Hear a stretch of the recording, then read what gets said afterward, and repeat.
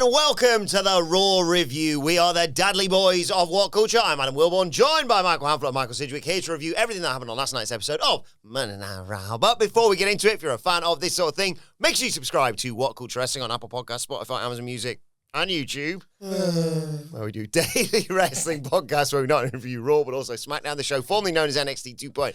AEW Dynamite, AEW Collision, pay-per-views, premium live events. We have interviews, roundtable discussions, and a round of the week complete with a bunch of quiz, of course, on WrestleCulture. As said, though, joined by Hamflett and Sidgwick to review last night's Raw in the new studio. Oh, my God. I mean, this is absolutely luxurious, this. Oh, my God.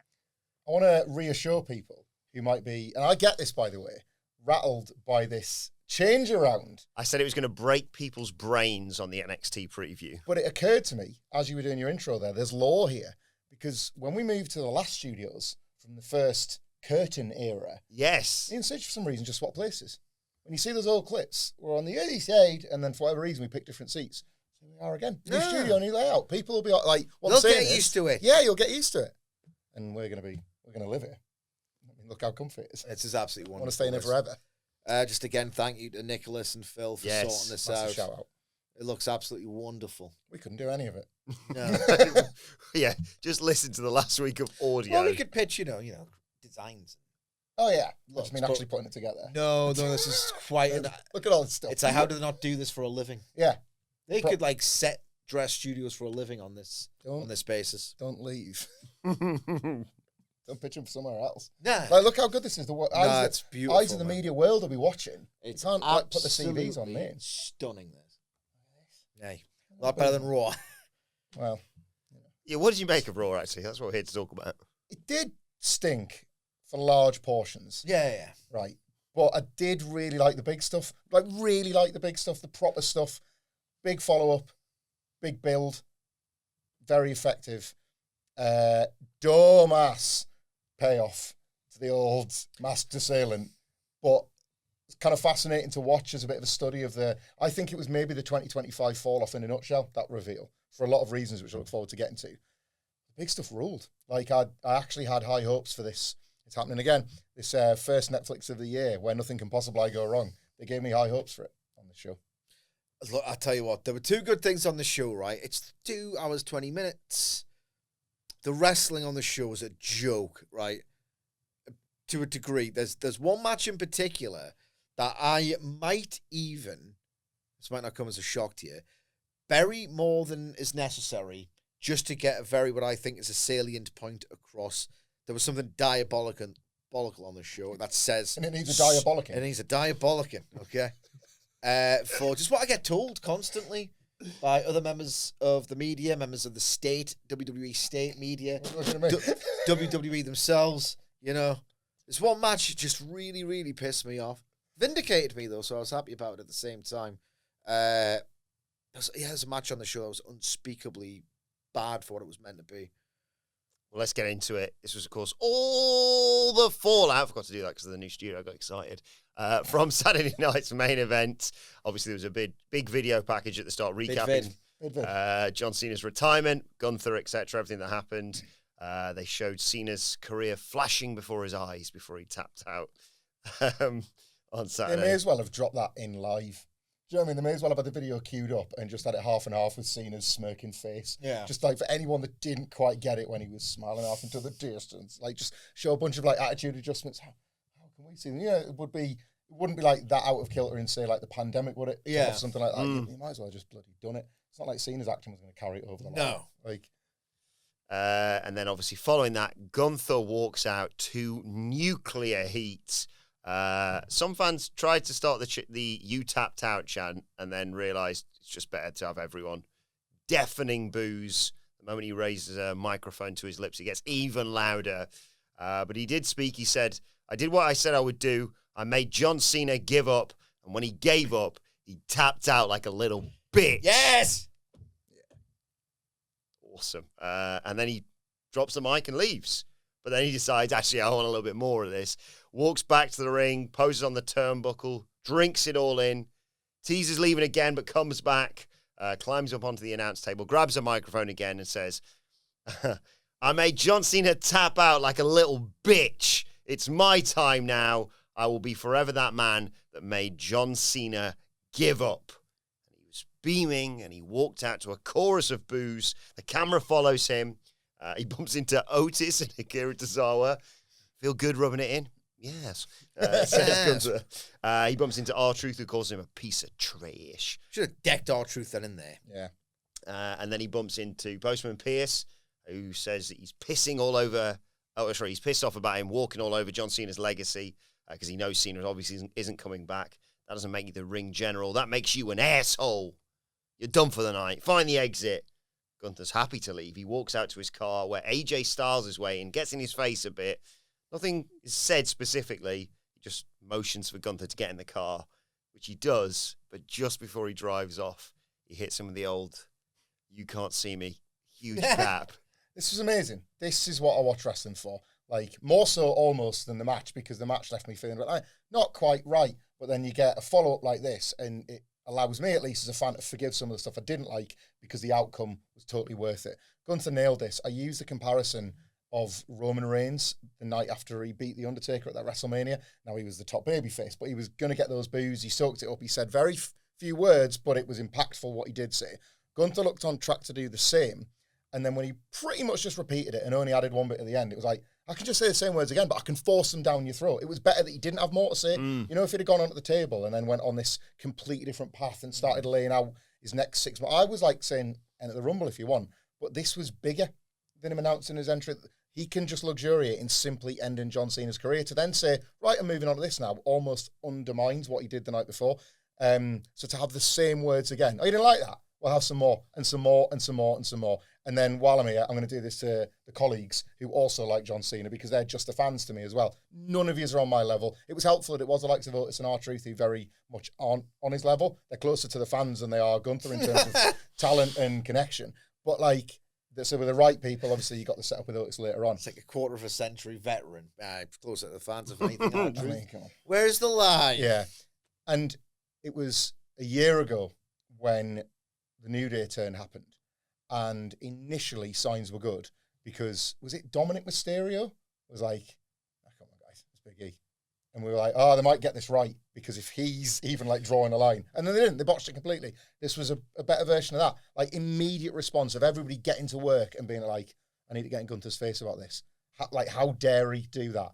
And then obviously you get the AJ Styles thing as a teaser for something that we've all sort of fantasy booked, knowing we're heading into retirement. It's not the only one. There's about 3 or 4 potential guys that Gunther can be this new career killer. And like, as I was watching think of a world. It's a brave new world. Randy Orton, if he was good, a legend killer beaten by a new legend killer as well. Yeah. Like, there was so much potential, and for this night at least, they have lived up to that and followed through. Tremendous, exactly how it should work. I had pedantic issues with it because I would, but generally, I think it really underscored that it was the sensible, correct booking decision. If you're going to do that match, if you're going to do that specific match against that specific character, Gunther can't lose. Mm-hmm. He can't. Nor should he. We were talking about it over the desks again yesterday because it was fascinating. Like, if John Cena has to win his last match, it can't be against a character like Gunther. It can't. It's better off being like someone like The Miz. Like, say if they wanted to do it where John Cena wins his last match, they could have ran a story, and I know John Cena versus The Miz, it's just the first thing that's popped into my head, where The Miz just did for Hamflett as well. desperately tries to do that thing where he gets into it. And he finally, like, squirms his way into John Cena's last match. And then they do this fabulous near fall where you're thinking The Miz is going to finally get his big win over John Cena, the one that actually counts. Yep. Or they could frame it as a second one. And then, no, he beats The Miz. He could beat The Miz. He can't beat Gunther. If you're going to do this match, Gunther had to win. And look, at the end of the day, John Cena, I've hated it. Outside of about, I would say, 6 times. John Cena's career. I've had to watch the television at the time, and a lot of people have forgotten. I haven't. How cringeworthy and awful it was. Like, he might be the ultimate. I hope my parents don't walk in when I'm watching wrestling. I'd rather be caught having a wank. You know what I mean? That feeling of pro wrestling. Oh, God, being that wretched, that embarrassing. Yeah. Like, Jesus Christ. Like the Undertaker's goofy parlor tricks, Kane brackets general, Like, You're still watching that. Anything that would make and them you're say like, that. and you've got like a beard at this point. And you're still watching that. The John's like the Star Wars promo, the face he did to Mr. Kennedy that time. Oh, that face. oh. Everywhere I look, I see it. You know, that goddamn bologna fudge and mustard. like all that stuff. Like, honestly, the worst, the And he's absolute worst. Not for me, I like it over there. I'll get rid of the bologna fudge and mustard. Shut up, man. But what I'm saying is a lot of people who are, whatever, they love it. Guess what? You can go back and watch it all. It was one night of the dude's career. Like, you can go back and watch it all and whatever. Like, clearly, evidently, Gunther has benefited enormously from this. And it just felt in a 24-hour span or 48-hour span. Oh, no, that's why they did it. That's why they were right to do it. And this is why it's going to work. And unlike and again, he didn't have to do anything, nor should he have. It was always going to be. And again, this is evidence of effective, correct booking. Precisely, it was great and effective precisely because he didn't have to do anything. The booking had done his job for him. His own performance in the match and his brilliant WWE career has done all the work for him. All he had to do was go out there, smugly smile, show off, picked a really punchy turn of phrase, knowing that this is going to be remembered. And again, like, less is more. That is often the case in pro wrestling, Tony Khan. Less is more. Gunther demonstrated that with this excellent performance. I have two problems with it. One, if he's not going to batter R-Truth there and then, pie face him or something, then maybe should do some kind of angle where it's an annihilation. Like, no moves in on Gunther. R-Truth's getting a little bit, emotional about it, and then he gets killed, wrecked by Gunther. Understand why he was there and all the rest of it. Did Gunther, I think he should have pie-faced R-Truth, and that could have set up a TV match, and that could have acted as the real impetus behind Adam Pearce going, no, you're done for the night, you can't do that. Did Gunther do anything that bad? No. In the parameters of pro wrestling, as a heel, he won cleanly. He didn't, if he cheated to beat the great John Cena in his last match, you could understand why, like, the authority figures might be, you ruined the sanctity of the great occasion that was John Cena's retirement match. You only get one of those, and it was a huge show, whatever. But he didn't. He won a match cleanly, and then as a heel bragged about it. I think the reaction was way too much. That's fair. I suppose it was, at very least, I reckon they could have reflected the crowd. If it was like, if the crowd weren't booing him quite as intensely, it wouldn't have felt earned. Yeah, he didn't do that much, but though. he didn't. It's just called, it's wrestling. People get called bitch in wrestling every friggin' week. Yeah. So I thought that was a little bit wrong, frankly. I think if they'd added an extra detail, an extra bit of thought, don't overcomplicate everything in the live setting, because that was perfect, unless it's more pie face R-Truth. That right here, that's the one. What would AJ Styles have done if Adam Pearce didn't send him home? Just waited there all night in the cold. It's December. I don't know. Yeah. Stupid, but that's WWE for you, isn't it? Yeah. So you agree, WWE is stupid? Look, sometimes they make creative choices, such as AJ Styles sat in a car, because it's more about the moment. So I'm worrying about where you can arrive at moments without doing dumb stuff. Well, you say AJ was in a car, so as you can see, it's more about the journey than the destination. He was still on the journey. So he's on literally. I'm just making up as I go along. It was rubbish. Yeah, I didn't care. I'm excited for Gunther and AJ Styles. No, I think they've not done that yet, have they? I don't know. If they did a TV match, it would have been mid. Well, yeah, it's AJ Styles. No disrespect, but he has a lot of them. He has nothing loads of them. Nothing that had sort of any emotion attached to it. Loads of them. I don't want to go all Wilbourn castrates the marks on this as well. Oh, yeah. Oh, we were promised a Wilbourn rant. Well, I've already got it now. I've just been completely vindicated by this what did they your job did. for you, yeah. Like, the idiot, I'll side with you completely, the idiots that were just being piss babies about a result in a fictional world. Like, this was the evidence. Yeah. It wasn't even needed, but proof if proof need be, that this was because the fans on this night were reacting exactly the right way to a baddie doing, I know what you're saying, it was clean, but ostensibly a bad thing, ruining everybody's party night. Like, grow up. When someone says goodie and baddie now, I just think of hot chicks when you say baddie, because isn't that the new parlance? Yes. So when you say baddies, yeah, it's like, Gunther's a good-looking man. Yeah, but is he? I think so. It's like you're being filthy. I don't. We're closer together now as well. I just don't expect that out of you. Maybe a bit of that Blake Monroe thing there.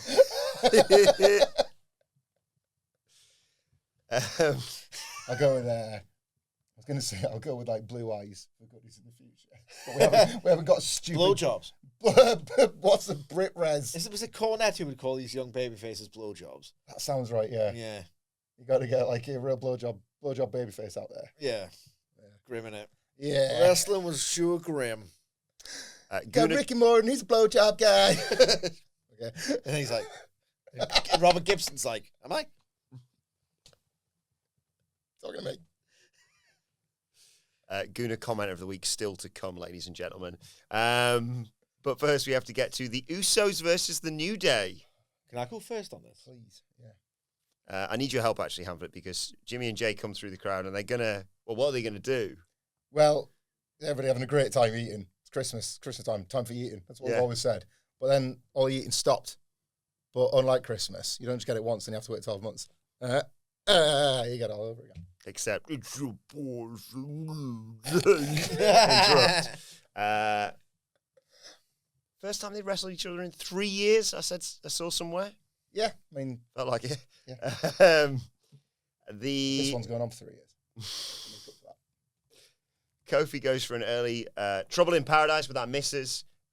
Jay takes him in the corner, elbows him in the face. Woods gets in a cheap shot, though. That takes us to a break. When we come back, Jimmy gets his way out of trouble. It's the running hip attack in the corner, but a big G distraction allows the New Day to take back over.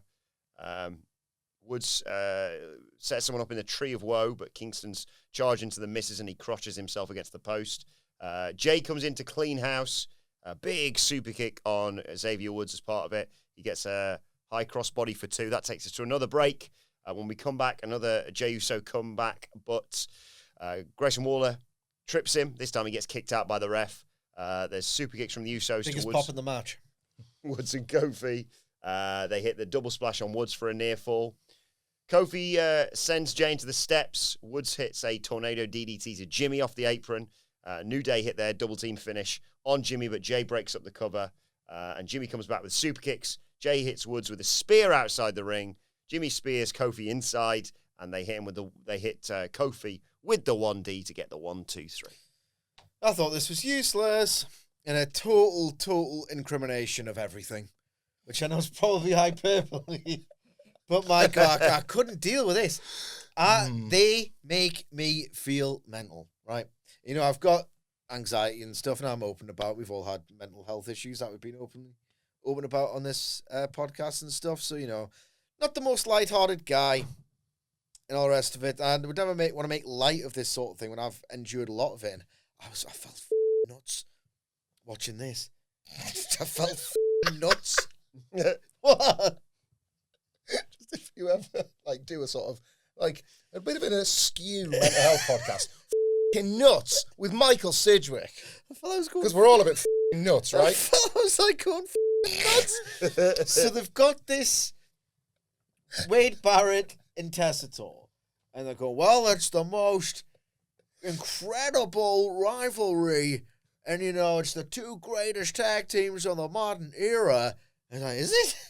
So what the hell is this? It's one thing if they are doing stuff where they are going through the motions but running through their classic spots. Yeah. Their iconic spots that you can only remember from this match. I'm thinking, do I not hold this series or rivalry in the same esteem as other people, or do they just have nothing to work on? Because was there anything where it's like, oh, that was a cool callback to this? So I'm going to... No, I think that's a worthwhile point about the state of the Fed when these were having this rivalry, right? Because if you, like, I'll back that statement because it's a work, for one thing. You can tell certain lies and promote a match and whatever. The New Day and the Usos, if you recall, was this thing that shouldn't have really existed. Really hot, entertaining tag matches when tag wrestling had never been, even in Vince McMahon's, every version of Vince McMahon's, it was never a priority. But it had never been lower on the totem pole. Yeah. They had one of the matches of the year on a pre-show. Remember the SummerSlam? Oh, And like evidently not. Well, no, but like I remember it being very good. There was a Uso splash on the apron. There was a Hell in a Cell match where they like made a little kendo stick prison. I remember the that. best moment in the feud is actually not an act of physicality. It's the Usos ducking out of the gauntlet because they're respected them so much. There is legacy stuff. People love and your boy Xavier Woods line. Yeah, like there's proper legacy stuff, but it was born out of. What's good. That's what it says, isn't it? Remember to keep it PG. Like your boy Xavier Woods. He was in a sex tape. It's the total opposite to a. I'll use AEW as an example because it's just better at this. Wrestlers that have had matches where, because the fans of those matches remember those matches and can't believe they're getting them on this bigger stage, like PWG, they can't wait for the spot replication. Well, here's the thing. This is a different. I wouldn't even consider it. I think the example I'm going to use is better than people credit it for being. But I understand, I don't think it's hit the absolute height of my expectations. FTR Young Bucks, I feel like it never felt like this perfect series. No. I think they've had some incredible matches that are, if anything, probably underrated at this point because the expectation was ultimately too high. And FTR actually had career rivals in the Briscoes over FTR, ditto the Bucks with Lucha Bros. Yeah. And yet, even though it's not like the ultimate tag dream program that people thought was going to be, if they had a match now, I would still be thinking, right, who's going to win that on Anderson DDT duel bit that Matt Jackson and Dax Harwood do? Yeah. Cash Wheeler always makes a habit of, I'm going to hunt Nick Jackson. I'm going to hunt Nick Jackson, and I'm either going to kill him or I'm going to nearly decapitate myself trying to do a dive against him because we kind of have to do a bit of that and sell our souls in the process. And I was watching this New Day Usos match thinking, what have you got to build on? What should I be looking out for? What was the callback? And they just had a 2-star match on TV that was worked at times to a frankly awful level. Happily for Jey Uso, this wasn't his worst performance of the year. Bad news, though, Jimmy Uso, when they do that double splash, which has never really looked good, he kind of does it. Jimmy Uso does it on, the toe. Yeah. And it seems like he's really done his rib. Yeah. He looked like it really got him. This was so dreary. He tried to cover saying, he's trying to hyperextend his knees or something, didn't he? Something like that. I was watching this, and, obviously, it's just the dissonance between what I'm seeing with my own eyes. And am I? I'm seeing with my own eyes versus the messaging from the commentary team and It was just if this was the first time they wrestled as a team, as two teams, I honestly would have thought, all right, that kind of makes a bit of sense. It was a bit clunky in places. The crowd wasn't even that into it. Were they? No, I didn't think so. They weren't much. I think I'll tell you what. This is a promo crowd. They came up for the good promos, yeah. But they weren't into much else the rest of the show. It's just so odd. It's like the New Day have never felt lower. Yeah. I'm worried about their jobs, which is insane. New Day, not that anyone's a lifer in wrestling ever, but it just felt like the New Day would be there forever because there was always some role or another. Yeah, there's always something you can get from them. Xavier Woods, over and over again, proved himself too worthwhile. An MVP in terms of what you want out of a sports entertainment company. Kofi Kingston, one a Mr. Reliable who you don't get bored of. Kind of miraculous in that regard. Again, to call back to that era of the Fed, where Dolph Ziggler, I'm the worst for using Dolph Ziggler as an example of somebody that was just sick of. Not all his fault, I would take the money. Yeah, exactly. Impossible to think, well, if I just give up ever getting what I want other than a big fat wage, then I think I can make this awful WWE job work. And he did that. And Kofi did it for even longer and even got some highs along the way. This was an awful match, and it was a really disappointingly awful one too. And I had long enough to think about this because it's still going on now. It was way too long. And that thing, I think you probably do this more than me because you have a better read on wrestlers than I do. I don't want to project stuff onto wrestlers through their performance. I've never taken a book in my life and I don't want to. I think the constant, and in some cases justified, criticisms of Jey Uso's work is making him worse. When an Unreal covered it to his enormous detriment, but when obviously... Back on January 20th, by the way, season 2. Oh, great. I'll watch all of it. I'll hate it. when it was covering, obviously, that he was kind of having a few botches on the road to WrestleMania, Triple H bollocking him for his cardio, the critics rounding on him of not being worthy of the spot, and the great yeet debates we had along the way. Great. I think he was able to power through that because he was on the way to the world title, and I would understand this as a performer. Well, I'll they all say it now. I'll prove them wrong. I'll win the belt and I'll show that I'm worthy of my spot. It didn't really happen, and the matches never came, and the acceptable level of match never really came. And I wonder if that's in his head now, because there was a few points in this match where he was taking an extra step between the ropes, and that's not me taking the piss about Jey Uso not being able to work. That's like, are you all right? Like, is it reached the point where... how to ride a bike? Yeah. The pressure... Yes. The pressure of the spot is such that, like, this drop down into the tag division as part of this character shift of his was supposed to be a bit of a gentle demotion, and they've kind of effed that up as well. Like, I'm with you on the New Day as well. They've never worked this match as heels. That's maybe worth noting. So we'd never seen this chemistry flip the other way, and they didn't really find anything the Bucks between have them. flipped it all around, and FTR... Oh, like, that's it. Like, obviously... I get told that the New Day and the Usos are, like, approaching their level. It's a joke. It's an absolute joke. This was, like, a massive... I don't know what I was expecting, but this was a massive disappointment nonetheless. It was weird previewing it yesterday because it felt so like, oh, they're just doing it this week. It's just happening. Yeah. What do we think? Probably underpromoted, you know. They never, like... If you're going to have Tessa Torton and Barrett talk about the history, obviously they're not going to not. They should bring it up. It is, I think. It's just underpromoted. Maybe that accounts for the heat. Maybe this deserved a video package to run down their history or whatever. Sidge, on balance, probably criticises Triple H's booking more than me. I think the New Day Brackets General is the single biggest act of creative incompetence in Triple H's entire run. I think you can accept big fumbles like John Cena's heel turn because of all the moving parts. I think I support the Jey Uso push like I support the LA Knight push. You got to try Bron Breakker. You got to try people, and if it doesn't work, phase them back down, figure that out, go again. It's better to try than to not try, or look at the people that get middled by never getting the goal. They had like a white hot heel turn. They had something that could have built to something massive at WrestleMania.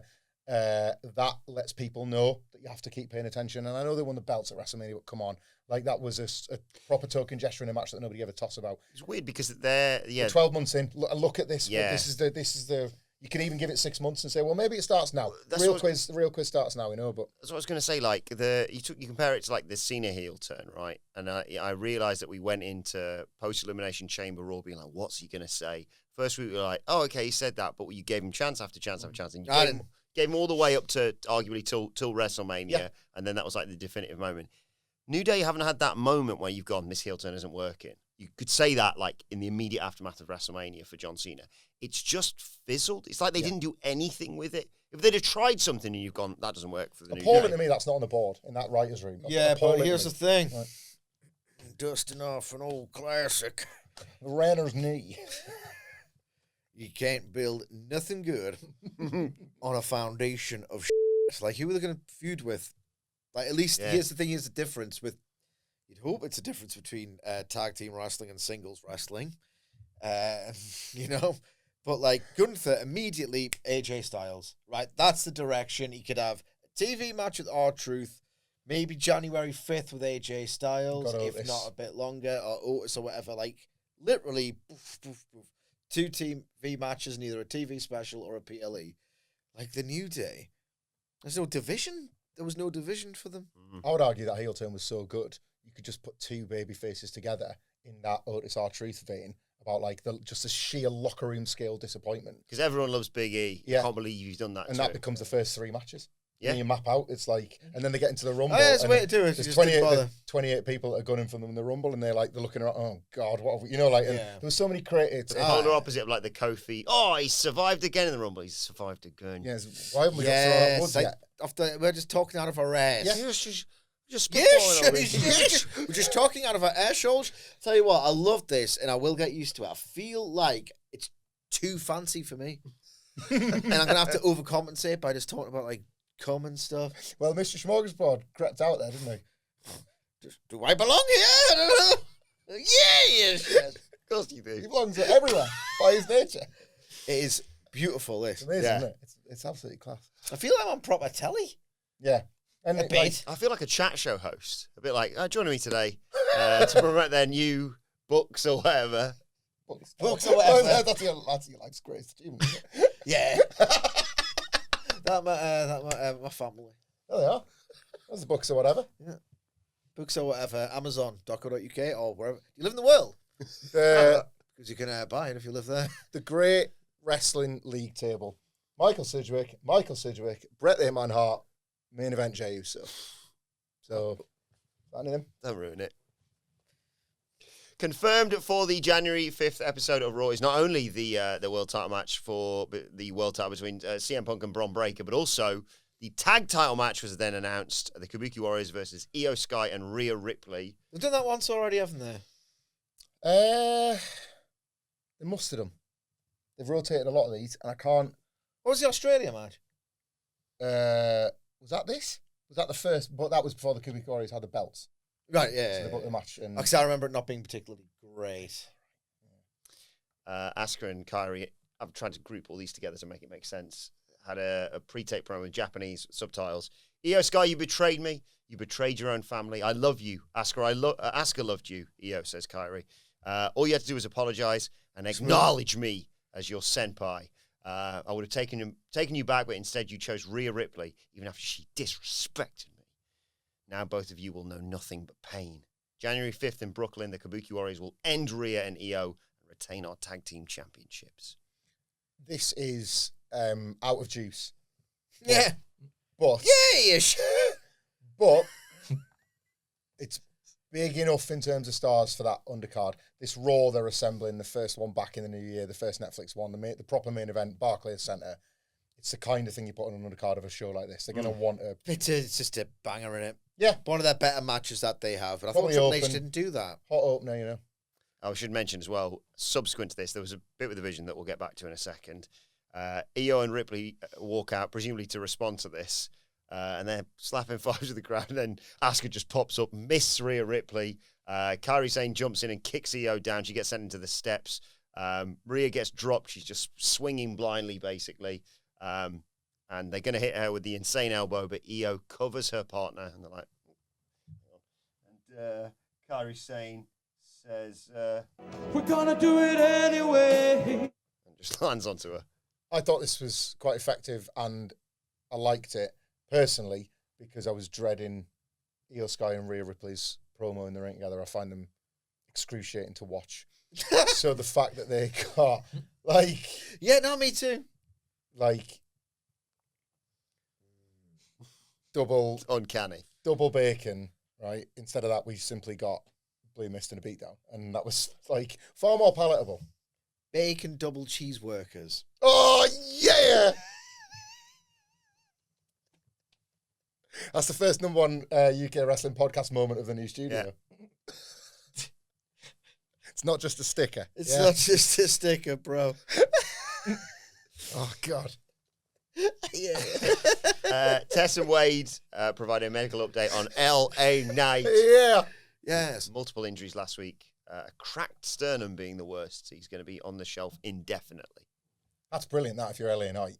I know that this schedule is kinder over Christmas now than, I don't know, say that year that Vince made them work Christmas Day live. But, Yes. Getting an injury angle over this time of year, that's ideal. Yeah. You get your Rumble come back hot. You get to go home and have a couple of extra weeks with the family or, just chilling out or whatever. He's played a blinder. Chesterfield used to have a player, I won't say his name just in case, who around this time of year would surprisingly get 5 bookings or a red card. I'll swear there was one game, I might have just misremembered this, but I'll swear there was one game where he got substituted on around this time, the 16th of December. And in my memory of this, he ran on and punched a player straight away. Well, see you in the new year, boys. It was the unspoken thing, wasn't it, about a lot of them wanting Christmas off? Because the schedule is a bit more taxing than normal. I can't be asked for this. Or wanting a big dinner. So I'll come back for New Year's Day, but I need to miss Boxing Day because we're having a massive dinner. Because they don't normally have training on Christmas Day or Boxing Day, don't they? I mean, my heart pumps purple piss for footballers. They'll be all right. They can have Christmas the entire summer. They can have 3 months of incredibly rich and enjoyable Christmas days. And then it's just back to... I don't feel that sorry for the Premier League footballers, certainly. Yeah. And when you're, 35, 6, you can do it whenever you want. Don't care. play football for me and play it well, or I'll be in a bad mood. Or, bank some football content and release that over the festive period. Can't bank live. Well, we can. And that's what we're going to be doing over the next week or so.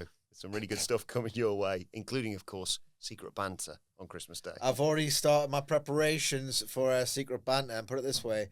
Me and Wilbourn have been cross-referencing our sources with one another, so certain streams do not get crossed. So, yeah.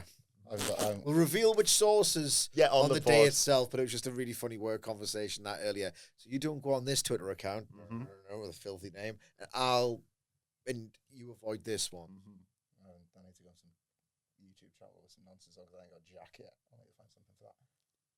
Wilbourn just unlocked something huge for the world of football to use over this Give us a quiz. Christmas quiz. Oh, yeah. Give us all like a quiz. Christmas quiz, yeah. I haven't done Christmas quiz, and then we provide the Christmas jizz. That's how it works. Where's Mr. Blue Jays? Mr. Blue Jizz. I don't know. I haven't seen him around today. No, me neither. What if they taped closed door football and didn't spoil the results? Pandemic? No? I mean, it probably isn't a good idea for all sorts of reasons, but I wouldn't like the anxiety of knowing that's happened, and people would fire off with fake results. Yeah. And try and I also don't like TK people have actually no harm. They scored 5. Yeah. Made of plastic. I also don't like no crowds. It's weird now when you see the compilations and they include something from the Pando times. You're like, I like the chats that they have. Oh, you can And hear it. you can hear them I bowling. like that Wembley Cup final where somebody went in hard with a tackle and just doing Some of the trash talk's pretty good as well when you can definitely hear that. Rob Holding, I remember, it was he's built like a brick. Yeah, because someone took a half a dive. Really, he goes, "Are you believing that?" He's built like a brick house. That referee's assistant guy on the touchline, just what an awful job that is. Both managers barking on both sides, and you're always wrong. All you have to say is stay in your technical area, and then they're not going to listen to you. They're just leaving. Yeah, clear line. I enjoyed watching the United Bournemouth game last night. That was like watching a basketball game. Do you want to have an attack now or Foul. Great. My cousin was at that game. Was he? He was dreading it. He's a Man United fan. He was dreading it because apparently Bournemouth. Nick. Yeah. Yeah. Your boy Nick. He was. You? Yeah. Oh, yeah. Born in Manchester, was he? Or? No, his dad. His dad's passed that one on. How old is he? I like it. I was a Man U fan. 39. Oh, right, okay. It's quite convenient for his childhood years and teen years that they happen to be the best team in England. I, for one, every summer said, "Thank you, Manchester United." Did you not? Nice dynasty in the 90s. No, I didn't. Yeah, he said that Bournemouth have been doing them 3-0 every season at Old Trafford. Have they? They've had to I think it's 2 or 3 seasons in a row. But then, that still impresses me. But I forget that Man United become normal over a 15-year period. Yeah. That's okay now. We go backstage to the Vision's locker room in amongst all this. Crap. Logan Paul was very impressed. It was, wasn't it? It's absolutely turd. I'd love to hang out with Logan Paul. Can I be a master assailant, Paul? He saw the feeling in Knight's vertebrae when he got hit on the car and recorrects him saying spine or whatever. This was so weird. So what does he say? And then Bronson Reed sort of nods along, goes spinal like that. Yeah, something like that. Intense, isn't he? That's what he likes. Yeah, but it was just lame. Yeah. Didn't come off intimidating or came across as cool. Anyway, Braun wants to kill CM Punk. Logan's like, remember the masked man? What's going on there then? Heyman says, I don't know who he is, but we'll take any help that we can get, basically. Breaker says, can we have a quick word, actually? I'm going to kill CM Punk when he shows up tonight. Heyman's like, no, don't do that. You've got a title shot in 3 weeks. Just wait. Wait till the 5th of January. Beat CM Punk, and then you'll be the world champion. And Logan's like, yeah, lock in. We'll focus on bloody Rey Mysterio, aren't we? I like Breaker a great deal in this. I know where you're at with Breaker, Sitch. Yeah. I feel like when the nobody's going to write a book about the Vision, but when the book is written on the Vision, it will be deemed proudly a failure, but for the success of Braun Breaker. Like, They could have launched him any other way. Triple H used to spin Evolution as this like glorious success story. It wasn't. It was kind of a nightmare that got a bit lucky once they screwed it up with Randy Orton. Like, Batista was like a make good almost, but was so brilliant in his role that it like kind of reframes the story of Evolution as a group. And I sense this. I think this is going to work for Bron Breakker. I still think it will. Him in any room, making him. It's not hard for him to get there, is it? As dumb jock has always worked. Heel or babyface. It's who he is. You know. I think we'll like watch back on some of his big moments and spears in the years to come and laugh at them and just be like, that was unbelievable. What a force of nature he was. But WWE will, and Seth Rollins will say like, we set the stage. And then, no, you didn't. You had segments like this where it was like kind of a gang of balls. A gang of balls and losers with this like proper intent actually might make it top star that just happened to be hanging around. You know, if like we just talked about the New Day, they've got Grayson Waller, right? If they were trying to keep Bron Breakker from savaging people, then he'd get over the exact same way. You know, we're going to let Bron Breakker on you in a minute. He's going to kill you. They'd just be his idiot mates instead of the Vision. You know, it's a Bron Breakker vehicle at this point. Yeah. Then we got the women's IC title match. It was Maxxine Dupri versus Ivy Nile.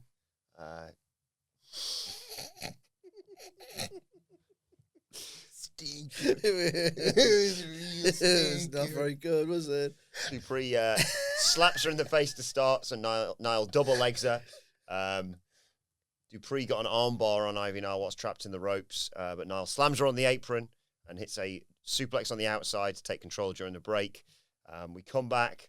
Dupri gets out of Nile working on her neck basically by hitting a sort of head scissors driver for a double down.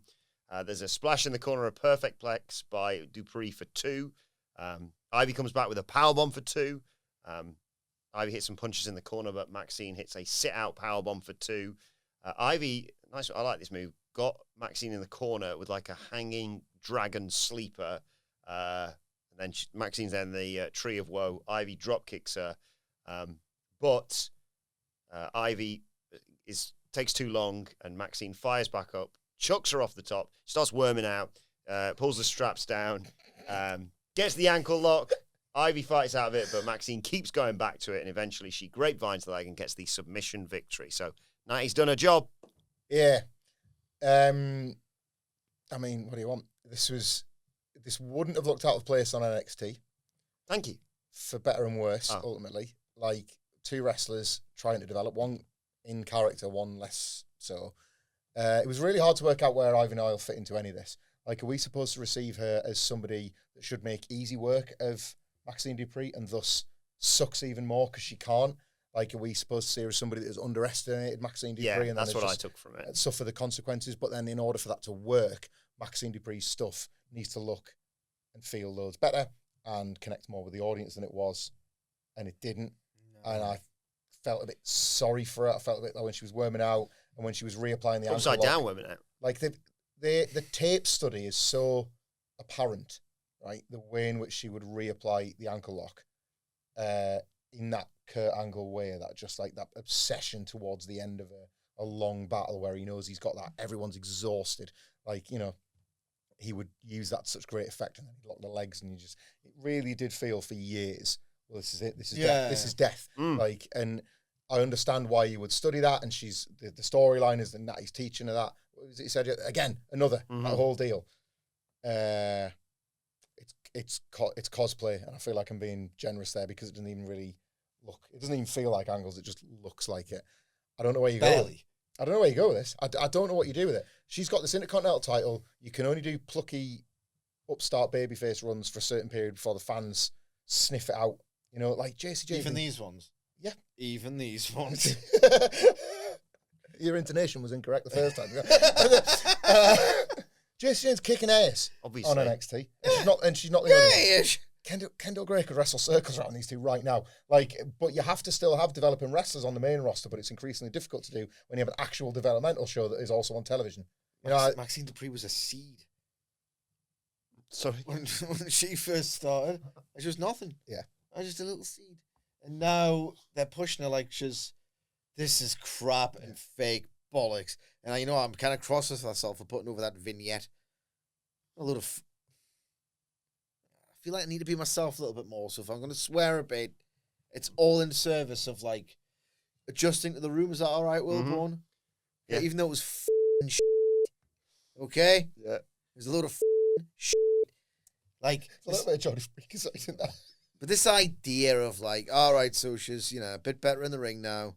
And like, she's done this thing with Becky Lynch. And, you know, Becky Lynch's hubris and she's lost it a little bit. And AJ Lee's given the assist. And it's not really Maxxine Dupri's WrestleMania moment now, is it? You know, it's as if she's made it. And now she's like 2 training vignettes, 2 training sessions with low-key legend Natty. And now she's like a proper wrestler. Sorry, that's a little bollocks to me. I will not believe it. That some of the action here was dreadful. Yeah. You know what I mean, you cannot tell this story because it's such fake bollocks. Oh, she's a proper wrestler now. She's screaming and she's intense and she's working holds. She's a regular Volcan. Okay? Like, you know what I mean? I don't think there's any place for this on Raw. There's no place for it in World because in anywhere because it makes no sense whatsoever. A training session in the dungeon with Natalia, and now she's like Takada in there. What we're doing, it's absolutely a load of rubbish, and it's just that you cannot tell this story. No, you can't. With anyone really, with its level of experience and the lack of reps and yada yada yada. He's the best wrestler to Wasn't pretend they finished can't that round. wrestle. He's the best to do this. She's not that, I'm saying, but you know, like ones that were good at making it look like they couldn't. I hate to give him credit for anything, but Matt Stryker did a half decent job when he came in as like he's just a teacher. No, he's good. He was pretty good at it. It's a hard thing. It's a hard thing to ask somebody to do, and she can't actually I reckon, do the first like, honestly, like some of the stuff, and I think it gets a little bit overpraised. It was simply refreshing at a time when everything else was rubbish. There were good goofballs on Saturday Morning Slam. Oh yeah, I like some of that stuff, you know. Tyson Kidd and Brian's yeah, half hour of wackiness. Yeah. But like, you cannot tell the story well. Oh, she's a good wrestler now. She's had 2 sessions with Natalia. Natty. We're joking. Shut up, man. I like this bit Because it's got to come to a head at some point. I hate this bit. Not my favourite bit of the year. And it's new, so it didn't quite make the list of bits, which will be coming out as part of our Christmas content. Watch out. Next week, probably. Next week. And she, in addition to several other clunky moments in a match that no one cared about and it was impossible to take seriously, Maxxine Dupri does a powerbomb. She powerbombs herself on her arse, and then it looks like it really hurts. And then, like a second later, Ivy Nile just follows it. Yeah. Not like, you cannot do this. The only way you could tell this story realistically, it was a story with, like, maybe not for a championship against Becky Lynch, and then Maxxine Dupri can go back to doing whatever. But she had a championship to win, and she won it, and it was a shock moment. Poor follow up. This goes right. I'll be absolutely amazed. The only way you can maybe really do this is if she's won the title. It's Money in the Bank. Sorry, Yeah. I'd have found a way to get it off us straight away. It was way more about the sort of the chase in the moment than the run. Nobody wanted to think about the run. No, we're in the run now, and it's a nightmare. Strange career she's had. Like, she's now playing the character that has won the belt and is learning to wrestle. That's weird. But she started off as somebody that, like, was out there saying, I can't do this, don't put me in a match, and then just casually dropped an Ocean Cyclone suplex. I like that. But it was weird, wasn't it? It's like, I can't do nothing except this. Like, look at this. I've got this. Like, that was, what a strange run. Yeah. The run of Maxxine Dupri, original sister of LA Knight. I was going to say, what's she thinking about the whole LA Knight situation? Yeah. That's what I was wondering. Very odd run. Get the belt off her. Yeah. Have the Natty turn sooner rather than later, I think. Don't give it to her, though. Natty. You liked her a minute ago when you were trying to dress me down. So. I like Natty, but not that much. Jesus. We see Adam Pearce talking to Javon Evans backstage. And he talks about Pearce talks about the whole world watching him on Saturday night's main event, and he certainly doesn't disappoint. He says Javon's got his attention. El Grande Americano walks in with Los Americanos. El Grande's not happy that he didn't get a chance to perform at Saturday night's main event. He calls Javon some stuff in Spanish, but Javon can speak it, and he says, "I'm not let you talk smack about the about NXT or the young OG." So they set up a match for next week with Javon Evans and Rhea, I think it was. Mm-hmm. Don't know who that is. Mystery man in the mask. It's either done or bait. I've given up caring which one's which now at this point. Who cares? It's Mustache Mountain and it's 2025. It's actually 2026 next month. It is.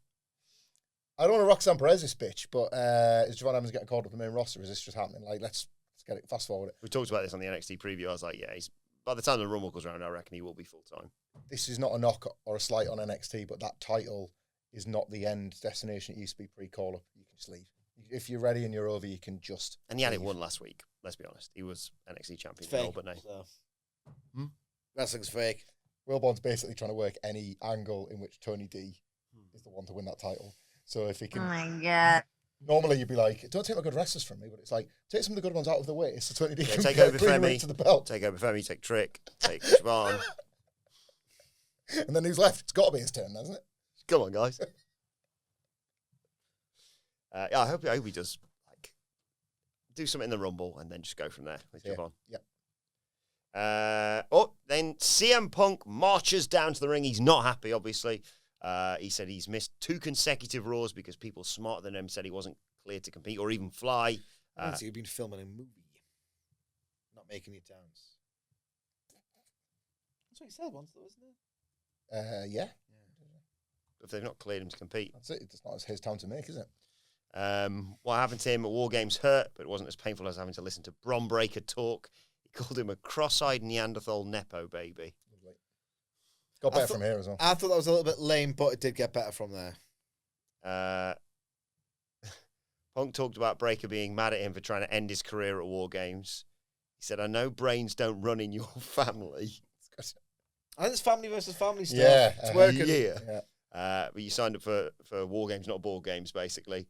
He congratulated him on the win, but he said, come on. Just the audacity of claiming it was easy to beat me. You wanted to face the 2011 version of me. You couldn't beat the 2025 version of me without help. Brock Lesnar's F5, Bronson Reed's Tsunami. What's he call him? A human cesspool or something? Yep. Drew McIntyre split his head open. And the Masked Man. Yes, He you were. bumbled Punk there, didn't he, a little bit? Had too much to work through. Yeah. I don't know why he felt the He need needs to. to slow it down, kid. if you want some veteran advice that he's so obsessed with, he maybe should take his own. Slow it down. Grab a pause. Yes, he got a title match, but he didn't do it alone. Punk's been here many times before. Not the first time that Heyman's gassed up a talent too fast, too soon. Only to watch them wilt under the bright lights. If I had a dime for every time someone not as smart as me gassed up a wrestler to be a future WrestleMania main event, I'd have a pocket full of dimes, he says. But he warns Breakker not to mention his wife again, or this will get personal faster than he can run. It won't be about the belt anymore, says Punk. I'm going to rip your eyes out of your head and piss on your single-digit IQ brain. That was Punk's best line in months and months and months. That line night after Chamberlain. I was going to say that. I was just about to say that line in this promo alone qualifies it to being amongst his best work. It was absolutely unbelievable. Threat, insult, like great image. It'll stick with me for a long time. Fantastic. You know those generic car stickers you can buy? You'll have seen it, like Newcastle, Sunderland, whatever, where it's like somebody pissing on the rival shirt. Yeah. That's not Punk and Bron's head, like a toilet bowl head with an Pissed in eye his hole. empty eyeballs like that. Empty brain. I've got my stag do was in Hamburg, and I've got like Hamburg pissing on whoever their rivals team. It's like get that Cheeky face. I was It's on funny the that pisser. it's funny that he's having a piss. January 5th, I would tell you to show up alone. I would challenge you to test yourself one-on-one against the best in the world, but I know you won't do it. And it's not because you don't got the balls. It's because you don't got the heart. Yeah, I mean, long may it continue. Yeah. Bring the vision. Long may it continue. Bring your dumb Much like father. NASCAR. Just goes on and on. Just like this life. I hope. He tells Breakker to bring the vision, bring your dumb father, bring his even dumber brother, Scott. Even dumber. CM Punk going for the Steiner brothers is so funny. It's just that thing he never Tear him would- apart they would now. Kill him. They would Kill him now. The old men Steiners could kill him. I know we're having a good time with CM Punk, and even I am. Did you see what he was talking about with UFC? I can't remember the interview, so I can't source it correctly. He was like, yeah, I was just a bit too old getting into it, wasn't I? Oh my God. You could have went in at 20 and got your ass kicked. We're going to come together on a matter of CM Punk here with a reference you might like. When I watched him fight, and I don't know nothing about UFC, but again, Fights like old people. what I did learn was that like his footwork was not the footwork of a fighter, because I was like ding ding ding, oh my God, we haven't got any songs. Yeah. Get out of there. Get out of that cage. Right? Like, literally the second the fight starts. It's CM Punk. Like, okay. All I'll say is I'll get it banged dead. Yeah, Like, honestly.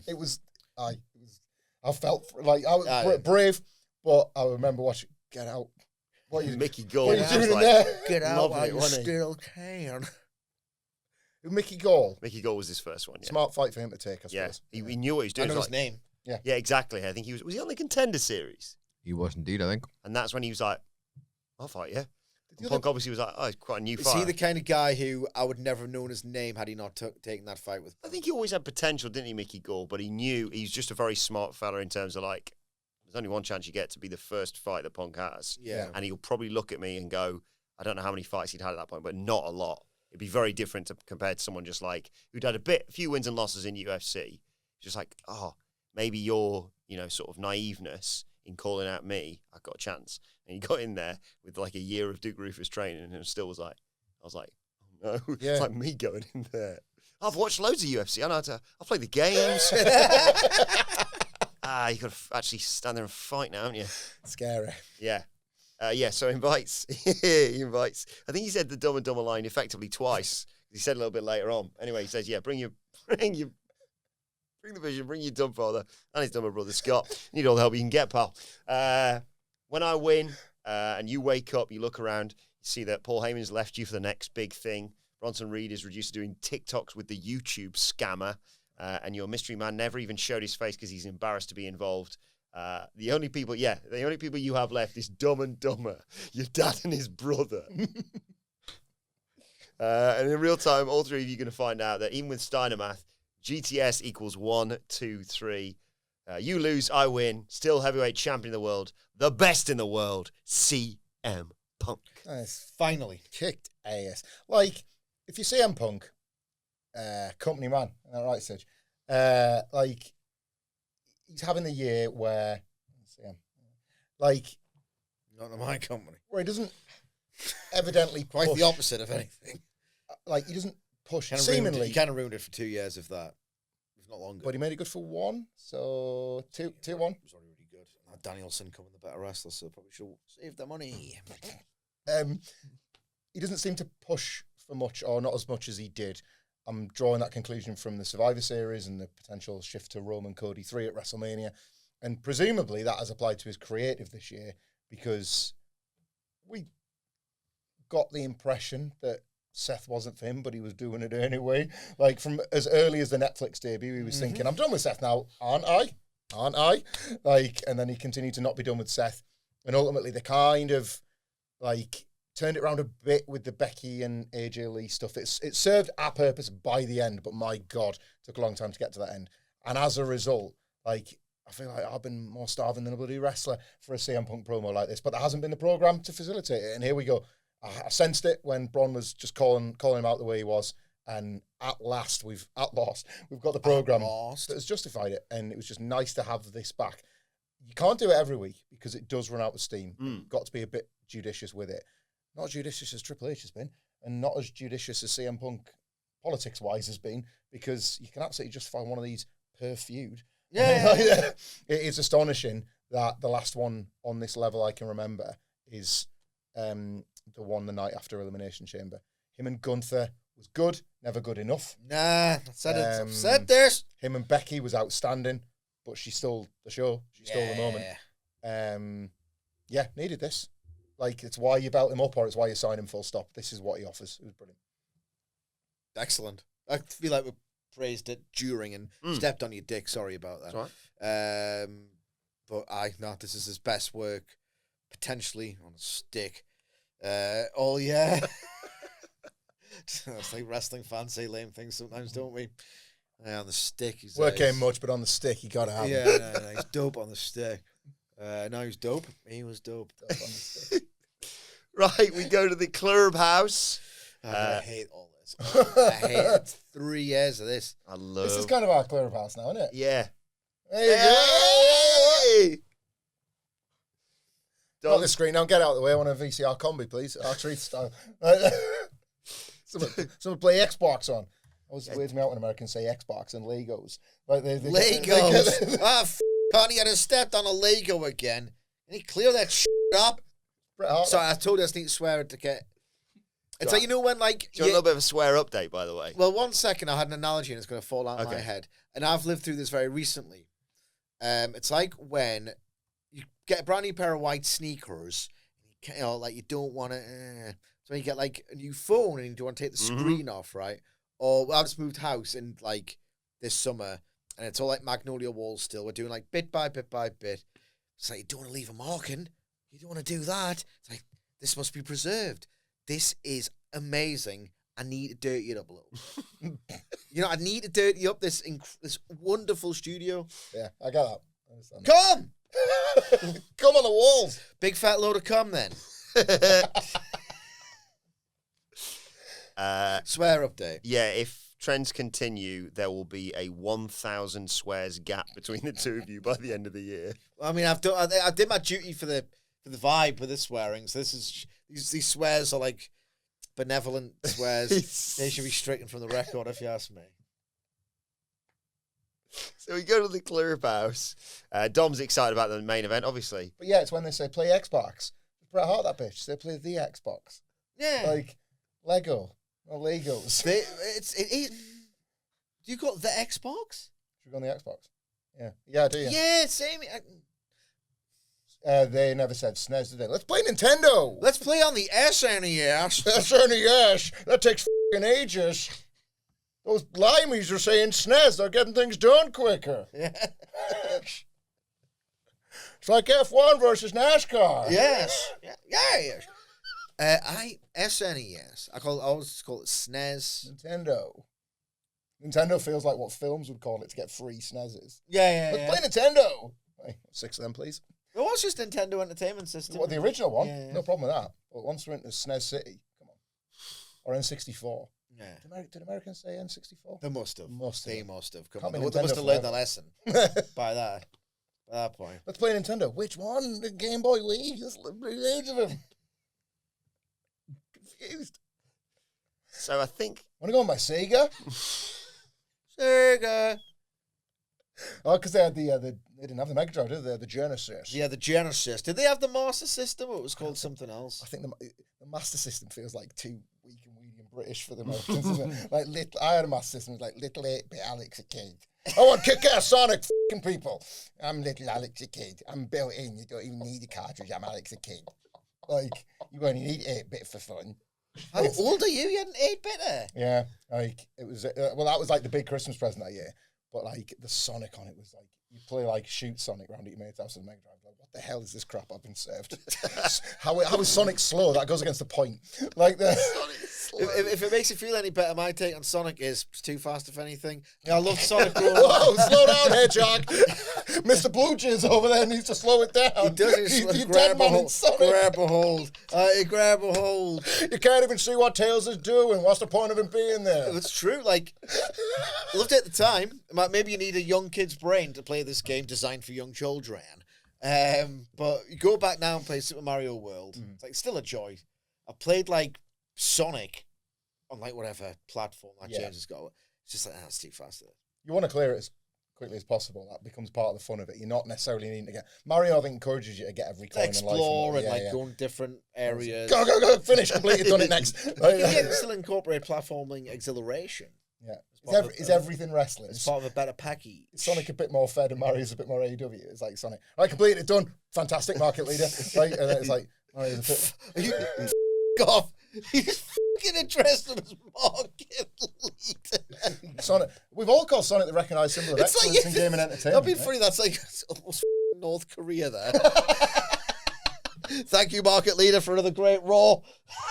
See you next week. Do you not say that every Tuesday morning? No. That's me on the train. Stand up, salute. Market leader. That little thing comes up. Like I said. Thank you very much. Me with a magpie. It's market leader. Morning, market leader. Fucking wrestling cope or thrive with people like you following it. Do you know what? Market leader. I use it because, very usefully, Tony Khan brought Challenger brand into the nomenclature, and I like that. But you still want to put him in knock him off his perch. 1 billion %, mate. Like the It's like he was the one that like was like we're Pepsi. Might start calling you North Korea. We're Pepsi, they're Coke, right? And I was like, We. That was what he said. I was like, Right, okay. Good for you, Tony Khan. You know, you're not Pepsi yet, but keep working towards it. Like, and then obviously like 2021 was your Pepsi Cherry Max. Oh, 100%. And then like in the years past, it was rubbish when they had Pepsi Phil. Oh, very clever. What was the problem with it? Too many people in the building, you idiots. Glad that Pepsi Phil, Fragile Phil's left. Now we can start getting good again. I love how they call him Fragile Phil.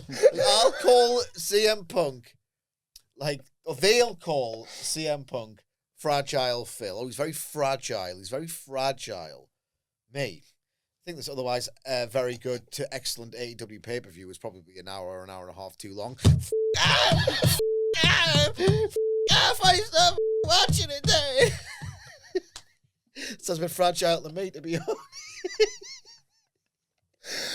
You gotta laugh. You can't call him fragile and that nice little bitch.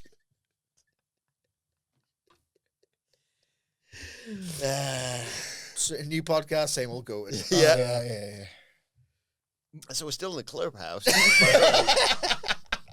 I'm fairly certain Dominic Mysterio said, if my dad dies tonight, it's going to be the greatest Christmas ever.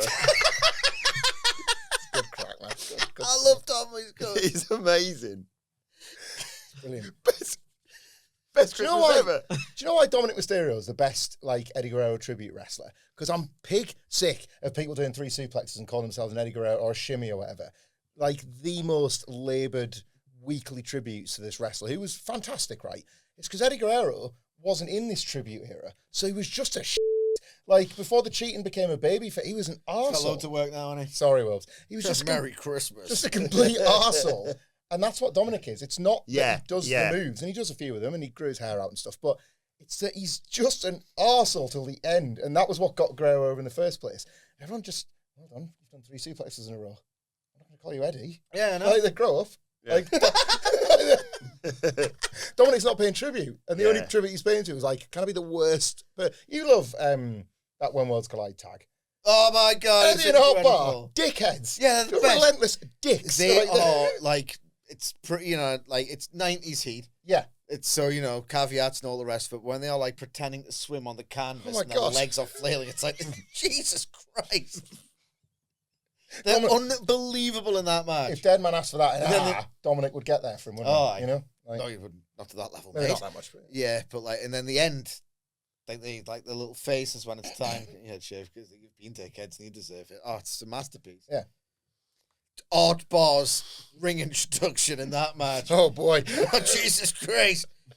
Oh, my God. Didn't know the humans had such... there's that much eye behind the order. Swear. It's like, Jesus Christ, dude. All right. Yeah, okay, mate. The answer's probably no. Liv agrees, by the way, if Ray dies, it'll be the best Christmas ever. She's like, where's Finn Balor? I was like, oh, he's with JD. JD's going to be out for a while. Anyway, Liv's like, let's keep the positive vibes going because Raquel's going to become the world champion tonight. Liv offers her and Roxanne services, to be in Raquel's corner, but she's like, no. I know you're off my back, but I can take out Vaquer alone. Liv's like, yeah, you're going to bring the world title back to the clubhouse, and then we're going to win the tag titles. And they say Judgment Day is going to run Raw, basically. Again, like Dom was good. Yeah, I can't. Yeah. Best Christmas ever. My dad's dead. And then we got the match. Stephanie Vaquer versus Raquel Rodriguez. We called it. Yep. And we called it because they literally did it on Saturday night's main event with Cody and Oba. And that's what happens when you let your standards slip. You say, you can predict something else bad because you've just seen a bad thing to use as a case in point. Problems. Raquel caught an early Vaquer high crossbody, slammed her down. That took us to a break. She tries for a Vader bomb. She has to give that up, though. Sorry, if we talked, probably haven't had the chance. I've stepped on your dick during a match recap again. We were just talking about how you referring to WWE as market leader and brackets general, how much of a mark you are. What did you say to me at about 4:30 on Friday in the office when you were looking at a certain item? Yeah. We went into a state of bliss of like, I can't believe how good. Like, he looked at something on his laptop screen as if he just looked up the lottery numbers and he'd chosen them correctly. It's like that, but better. I saw basically a blue and yellow, very late 80s World Wrestling Federation flask, completely in style of what would have been in the merch catalogue at the time. And it was like only a £5 as well. And then Murray reminded me this site looks incredibly dangerous and will probably take all your data. And I was like, good point, Murray. But in the interim... I don't think I've got a button for this. Good point, Murray. We're gonna do it anyway. I still might. But in that moment, it's just like, what? And I can't speak. I can't. I was literally doing my work, and he just went, "I can't speak," and I was like, "He was dead." What? Oh, he's found a bit of merch. I had a targeted ad that was like a WWF old school logo neon light thing, and I was about to pitch it for like the new office, but then I was like, "It's 120 quid. There's absolutely no way I'm getting that past Phil." But then I was like, "Well, I'll see what else is there for me." And there was this £5 Fed flask. I can't speak, he announced. It looks so good, man. It was just the blue and yellow of that specific time. Anyway, Devil's Kiss from Vaquer. There's an armbar over the ropes. They go to the outside. Raquel wants a lawn dart, but Vaquer sends her face first into the ring post, and this is when Nikki Bella jumps Stephanie Vaquer, sends her into the ring post. DQ, obviously. She throws Raquel into the steel ring steps. Chucks Vaquer into the barricade, sends her into the ring, and hits the Rack Attack 2.0 to stand tall. Mostly yes. It was. Wait. As a general rule, we don't bury crowds on this podcast because it's up to the wrestlers to make them make noise. They were giving nobody nothing on this Raw, but this match was the latest in a long line that didn't deserve anything. Long line of nothing. Nothing happening. Waiting for the run in. Got the run in. Going to get a triple threat. Probably get a tag as well with Liv and Roxanne, maybe. You know, like out of this, Stephanie Vaquer's going to have to look for a partner. Nikki might bring Brie back. No, okay. Bad booking. Lazy. Well, I fell asleep during this. Well, it's been known to happen, you know. Like, a lot of years doing this. It's all business, it's hard work. Talking about coming in a nice room. But, like, I have been... early mornings have plagued and blighted me for half of my professional career at this point, you know. More than half. 10-year anniversary next year. So sometimes I just fall back asleep. And, you know, it happened a bit here. Could be match of the year for all I know. I'm pretty sure it sucked days. Well, I think some people were in Dreamland watching this match. And by that I mean Gooners. Because it's time for this week's Gooner Comment of the Week. You probably got one of somebody like Gooner over Randy Orton this week, haven't you? It's Stephanie Vaquer. Oh, right. Randy Orton wasn't on the show. Come on. Good point. Yeah. Three comments about Stephanie Vaquer. What picture? Describe the picture. Well, I was just wondering if is it all just the Devil's Kiss, as people have sort of suggested. You'd hope not. And I disagree, but there was a photo of her achieving the Devil's Kiss that I was doing research on. And first question here, more of a question in the statement, comes from Ray.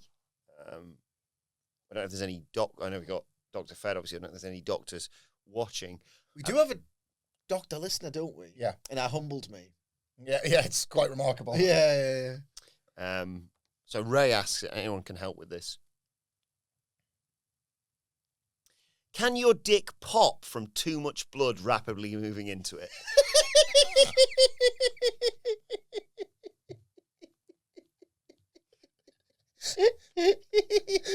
Just like falling down immediately. Too much blood in my dick. Just like hit the deck.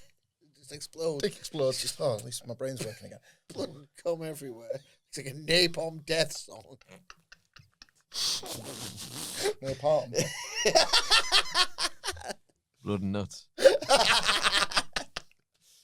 I thought Chris. I sort of started to read Chris's comment, and I thought he was going to say needs to get away from DQ finishers or needs to get away from just executing the devil's kiss. Not actually where that sentence was going from Chris. Chris writes, she needs to gape her ass for the world. The world. Is that what do you reckon he's going to write? What the implication is, like, we're under threat. Yeah. Maybe it's existential threat, like the environment, or maybe something more direct for the world. We need this. Yeah, so like there's one like War Rooms underground. Governor, I think there's only one thing for it. Picks up like the big red phone. Stephanie, is that you? It's time. It's global goatsy. Phone goes down. She's on her way. For the world. Big like Piccadilly Circus, Times Square, all the screens. It's like Truman Show, but it's her ass. I've got the Brian Knobs file instead. Jesus. That's why we're gonna have the opposite effect there. Sir, there's a dangling 50-foot Brian Knobs ball sack broadcast in London, United Kingdom, right now. Oh my god. Oh my god. The one thing we didn't want. Hey, Saxy, guess what I just found out? It's my asshole. Big Ben, more like Big Brian. And the final comment here comes from Alex. Yeah. Alex writes.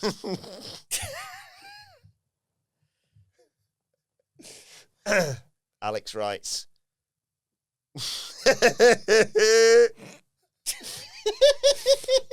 Alex writes.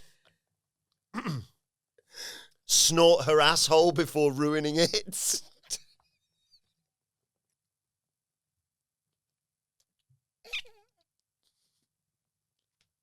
Oh, they're all. Look at you.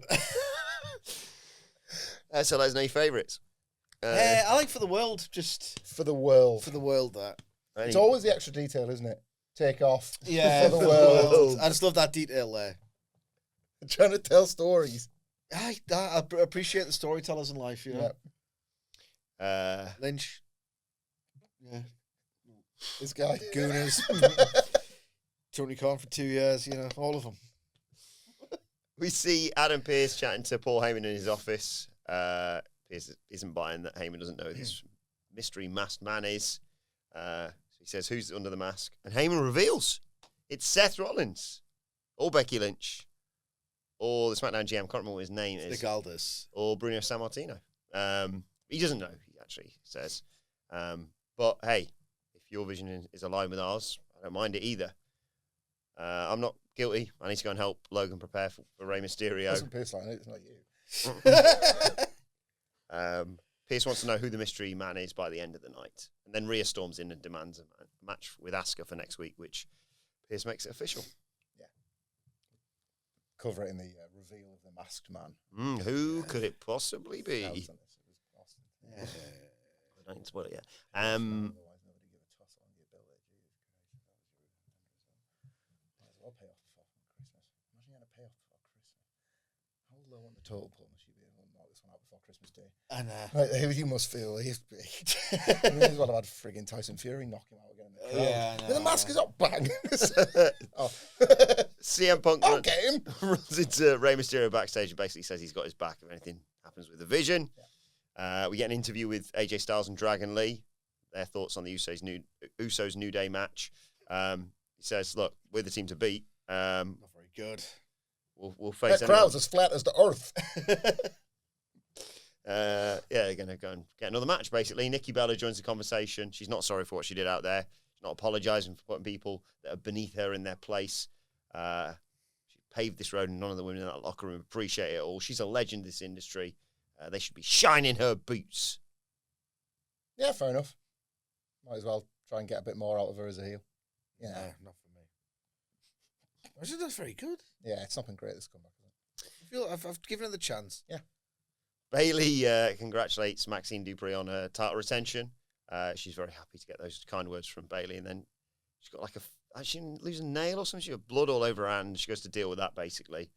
But then Lyra's there to look after Bayley. Bayley's feeling some kind of way. She's not feeling great losing to someone who's less experienced than her. Sol Ruka, obviously. Maybe Asuka had a point. Lyra says, I'm not buying that. Come on, stop down yourself. He's not shoving Bayley. They're bloody mates, aren't they? He knows a real Bayley.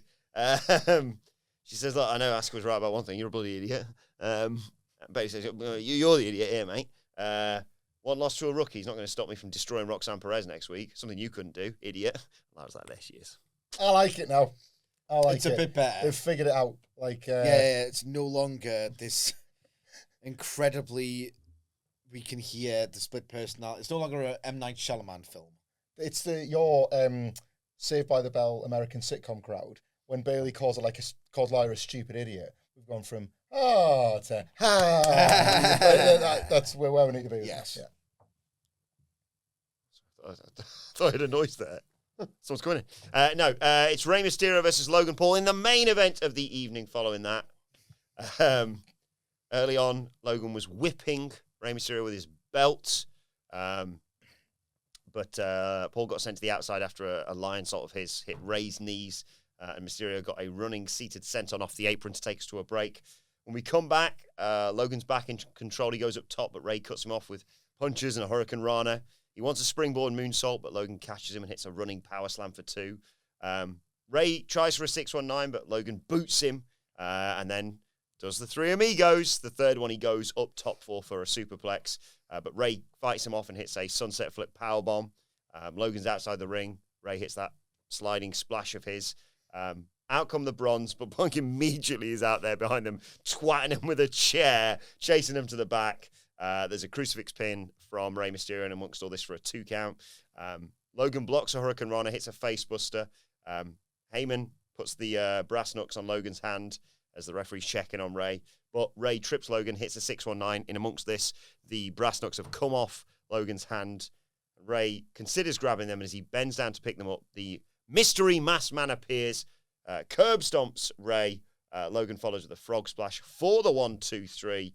And there's a little moment between this masked man and Logan Paul, but the masked man legs it when he sees Punk coming down to the ring. And Punk stands on the turnbuckle, and we focus in on the masked man, who takes off his hood to reveal it is Austin Theory. They probably could have done with an announcement like that in the crowd, so they would have known to react. Yeah, this was embarrassing. Punk jumps down, turns around, huge spear by Bron Breakker, who grabs the world title and says, this is my business. This is Bron. If you ever talk about my family like that again, you will never walk on 2 feet ever again. And he holds the belt high as the show goes off the air. Like, not a total disaster, this Austin Theory thing, but... Well, it was close. Not good either. Yeah, it was pretty close to a disaster. Do you put somebody in a mask who you don't have the faith in the reveal? You know, it's one of the easiest pops in wrestling, even when, it's a weird... Evidently not. Well, even when it's a weird payoff, it's still a payoff. You know, we mention Gabo all the time. They either lost faith in this or never intended for it to last a long time because they were not to be awful to Austin Theory, but knew that fans just weren't going to care that much.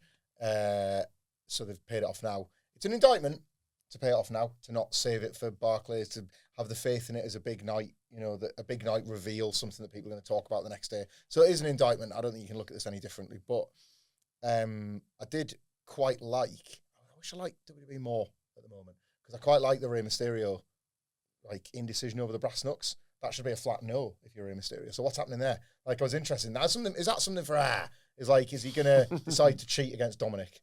And we're you know what? I've been the Dominic's nicest... the big baby face, Well, I've been the nicest, most virtuous guy, and look what I've raised. So what's the point of any of this? I guess it's time to get down in the muck. There might be something to that for the benefit of the Dare Man and that big match that they had. Or maybe we get it in the Fed, but I don't think we are. So maybe that's what that's for. I did quite like that. That's an interesting character choice from a Rey Mysterio, who is otherwise completely virtuous. The match is what it was. It's this Logan Paul has learned to do moves, but he'll never learn to put them... I don't believe he will ever... Other than exceptions like John Cena, learn to put them together in a way that can captivate you all the time. Some weeks it's just, God, he gets a long way across the ring, or he bounces off the canvas in a very impressive fashion, or he's got remarkable strength. Just everything between the moves is so flat. Yeah, in a way I can't really adequately explain. And I think it's just this working magic that you can only get by working in different systems in front of different audiences, because it just kind of goes flat. I couldn't believe this. I honestly couldn't believe it.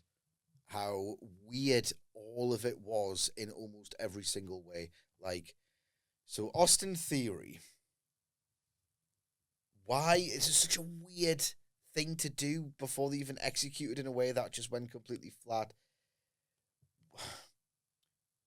Surely, if he's going to be Austin Theory in War Games, and I'm in the vision now, just do that, right? And it's Austin Theory, like, as was the original plan. Maybe because it got leaked, didn't it? And because Meltzer, to be fair, first reported that he was either going to be in the match or whatever it was. I'm a bit hazy. And everyone was like, that can't be right, Meltzer, you idiot. Have you been watching the TV? He's not figured into plans at all. Yeah. He's getting some scoops recently as Dave. You know, I'm don't want to patronise the king of the world. No. The king of my world. Some pretty massive ones. But he's been getting them. And it was a bit of a dry spell. I wonder how he's heard them. I don't know. Because like this is, again, neither Nout nor Stomach. Either you just say Austin Theory's in the vision. There we go. Or you drag it out and you tease it and you build suspense and you back the man. Are you pushing? What a terrible night this was for him. Back the man. You might as well, considering you're pushing him. And then he can be the difference maker in the Breaker Punk match. And that's your big twist. Oh, you got screwed by me, Austin Theory, who can now occupy you, Punk, ahead of your bigger match at WrestleMania. In the meantime, I can impress in this featured programming. It's common sense, isn't it? They made this guy look like a total arsehole. Even if he got like a decent pop, I would still think, well, that's weird. What good is you unveiling your identity now? Yeah. What the hell are you doing? You're implying that the biggest impact you can possibly make is helping in this fairly unimportant Rey Mysterio Logan Paul match. This is like the best thing you can do. If this was the plan, absolutely diabolical plan. If it wasn't, they probably should have just stuck the course, because this has made the guy look like a total dickhead. And as well, right, surely when a stable adds a new member, it's a case of new secret weapon. I know you can't do it every time, but the reason why it works every time is because, 60% of the time it works every time. Mm-hmm. You can't, like, do it. It's like that stupid, it would just, all of this is so weirdly overthought.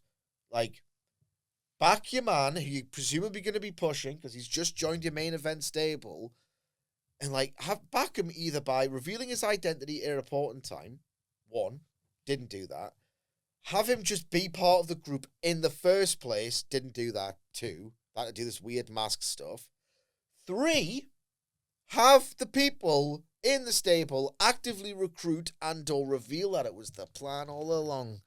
Yeah, to have him join. And everyone's baffled that this guy's just invited himself into the stable. This might get addressed. Yeah, They might say next week, no one saw it coming. But, like, who was selling this as dickheads? It was Theory all along. This was one of the oddest things I've seen all year, this. I still wonder. I'm not really advocating for this either. 3 failures. It's Austin Theory. In 1. Like, I'm not particularly advocating for this. But next week, Paul Heyman, the Vision, whatever, will probably claim continued ignorance. Will say, I wasn't lying when I didn't know Yeah, it this was. is conditional. He's benefited us. Remember like they did with the Shield? Conditional burial. Yeah. Like, no, I didn't ask for help. And what if that's actually the case? And the story they're telling, and it's Austin Theory by design, is because he was a Seth guy. And he's actually doing it on behalf of Seth Rollins, not on behalf of the Vision. Hence why he's taken out CM Punk. Hence why he's tried to take out Rey Mysterio's. Seth bloody loved that. But you know what I mean? He's operating not for the Vision. He's operating for Seth and Seth's absence, and helping Paul Heyman wasn't lying. Helping the Vision has been just a bonus, ultimately. Like they all stood there in War Games and kind of just looked on as he hops this cage, at this opportune time and then leaves. Maybe that's the story. And maybe that's why they did it in the crowd and he wasn't positioned with them, and it's not going to be it's conditionally, we'll say it's very, very weird and bad, but I will let it play out. What Paul Heyman, and you're a fairly outspoken critic of Paul Heyman. Oh, he sucks. But he's going to have to Curtis Axel this bitch, but actually do a good job of it this time. Like this, he's not got this flawless record, Paul Heyman. You can't polish a Curtis Axel. No, and everybody says that. Like,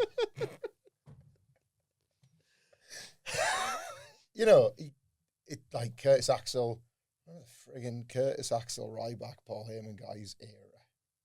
Heyman couldn't wait to get the hell away from all of that, you know? I know. Like, he fancied himself a Bobby Heenan, and he was nowhere even close in that particular run. He worked with Cesaro, and everybody was asking to push Cesaro. Put him with Paul Heyman. 5-year program, and then all of a sudden he's going to be ready to really establish him in the main event. It's going to be perfect for the IC level. You know, like that. Yeah, you're going to love it. But, like, yeah, he's going to have to Curtis Axel that pitch if he wants to try and, like, just get Austin Theory over out of nowhere as this. We can't believe we've got Austin Theory in the division. Now you're all really screwed, baby faces of Raw. Like, it's rubbish, isn't it? Like, so I think they're going to go down the other route and have him, he's not actually associated. Check this out. He likes it. Oh, what do you think of his look? Was going to be my question. Oh, the shaved head? Yeah. Whatever. Like, You think you get something out of him with that? I don't mean this to sound awful about Austin Theory. I think he's one of the worst things in WWE, and it's not even his fault. Like, he's tarnished by a couple of really rubbish runs, but at no point in those runs did he have the matches, the moments, capital M, or show the fire to sort of be more outside of this broken system. Bloody loads of wrestlers did, and loads of them have shone in Triple H's WWE, and he wasn't one of them. Egg. 1 word. 3 letters. Egg. Good point, actually, yeah. I will let this lay You out. love the egg so much. I will let this lay out. Hey? Perfect place to end, I think, there. Let us know your thoughts on Raw, but more importantly, the new studio Yes, please, in the comment section below, or on X at WhatCulture WWE. Actually, you can follow all 4 of us, sort of. You can follow Michael Hamflett at... Michael Hamflett on Cameo, hamflettx@gmail.com. Follow Michael Sidgwick at... M. Sidgwick. It's worse from this angle. Shut up. You can follow our brilliant producer and the man behind this studio, let's not forget, the wonderful Adam Nicholas at... It's Adam Nicholas. And you can follow me at Adam Wilbourn. Follow us all at WhatCulture WWE, as I said. Make sure you subscribe to WhatCulture Wrestling, wherever you get your podcasts from, for daily wrestling podcasts. For now, though, this has been the Raw Review. My thanks to Hamflett Sidgwick. Thank you for joining us, and we will see you soon.